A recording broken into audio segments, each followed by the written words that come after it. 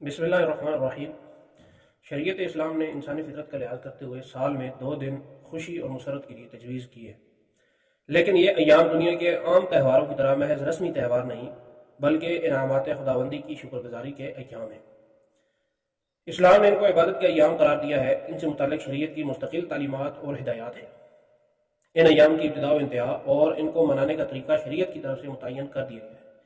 यह अल्लाह का कितना बड़ा फजल इनाम है कि उसने खुशी के लिए जिन अयाम को मुंतखब फरमाया उसको भी हमारे लिए इबादत बना दी कि एक तरफ इंसान अपनी फितरत के मुताबिक खुशी मनाने और दूसरी तरफ आखिरत के अजर व सवाब को भी हासिल करने की कोशिश करे। इससे इस्लाम की जामयियत और शमूलियत के साथ साथ इसका दीन फितरत होना भी साबित होता है।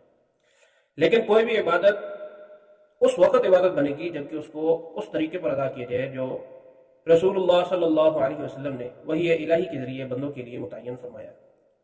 अहकाम व अवामिर के जो उसूल और ज़ाब्ते आप सल्लल्लाहु अलैहि वसल्लम ने तय फरमाए हैं उनको तस्लीम करते हुए उन पर अमल करना ही असल बंदगी है।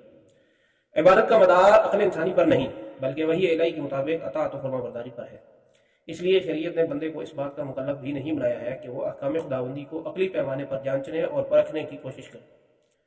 इससे बंदगी की रूह पर आंच आती है। हकीकत में अल्लाह ताला ही अपने हर हुक्म की इल्लत और हिकमत से वाकिफ है। इंसान की नाकिस अकल हुक्म इलाही की सारी हिकमतों के इदराक से कासिर है।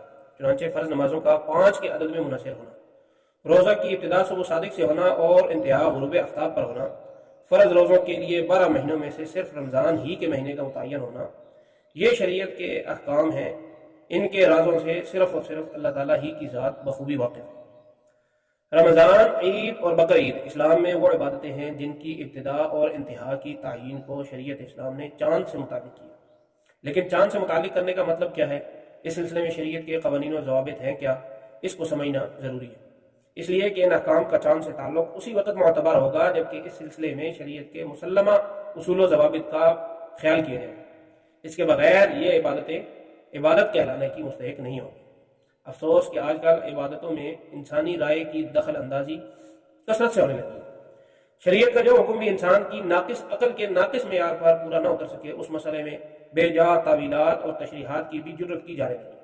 तरक्की याफ्ता शक्लों से फ़ायदा उठाने के नाम पर इस्लाम के मुसल्लमा उसूल व ज़वाबित मशरू किए जाने लगे। इसका मतलब ये नहीं है कि नई ईजादात से फ़ायदा उठाना नाजायज़ है, ये मतलब हरगिज़ नहीं। नई ईजादात भी अल्लाह ताला की नेमतें हैं। इनसे वहशत और बेजारी न दीन का कोई काम है न अकल का। अलबत्ता इन चीज़ों से फ़ायदा उठाने में शरीयत के हुदूद व क़ुयूद को सामने रखना ज़रूरी है। चुनांचे उस वक़्त तक इनसे इस्तेफ़ादा जायज़ होगा जब तक कि इनकी वजह से शरीयत पर कोई आंच ना आए। नई ईजादात को शरीयत की रोशनी में परखा जाएगा, न कि शरीयत को नई